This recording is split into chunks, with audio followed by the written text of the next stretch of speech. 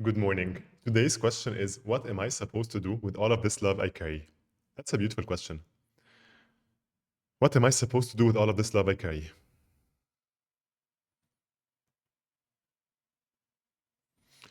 The thing with love is that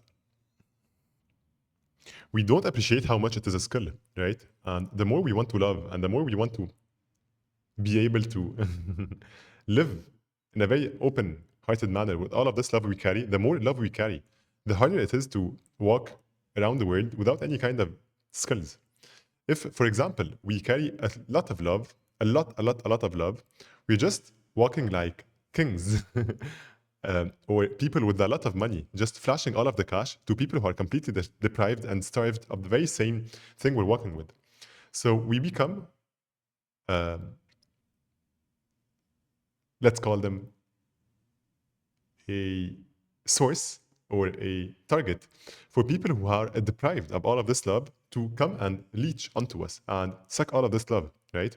And if we don't have the right skills, such as boundaries and being able to say no and wisdom and all of those very beautiful skills that we need to develop in order to be able to walk around the world with this love in extreme flow, not just carry it inwardly, but actually carry it and have it flow all the time. But in order to have it flow all the time, we need to have very, very, very, very strong of a structure as we have for the amount of love we have. And we don't often appreciate how much this is a skill actually that we have to learn. We can spend all of our lives learning to love because we have all had this very intense, maybe I have had it, I don't know if you have, love that turns into destruction and chaos. But just because we don't have the appropriate structure of communication skills, of respect, of all of the routine and practices that make such a love grow and have the capacity to be directed in a constructive manner and not consume the whole relationship and the individuals involved.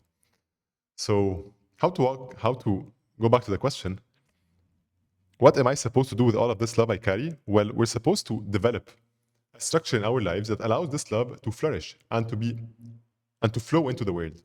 So maybe we can pick up an art and we express all of this love into our art, into our product, into our business, into something. We have to have a way to have this art. We have to develop a technique. We have to develop something that allows us to pour this art all into the world. If we cannot find a way to pour all of this love into the world, we'll just feel like we're blocked, that we're imprisoned inside of ourselves with no way to express all of this love. But the more we express, the more we're able to express this love through any kind of way, through art, through a business, through videos, through writing, through painting, through whatever it is the means, and the better we get at it, the more we can express all of this love. It doesn't have to go towards a person. We often assume that love has to go towards a person, but love is just something that it can be given to anyone and to everyone, right? The same amount of love we have for our parents, it's just a quality. It happens to appear towards our parents, but there is nothing that prevents us from allowing it to flow, whoever is involved in the situation.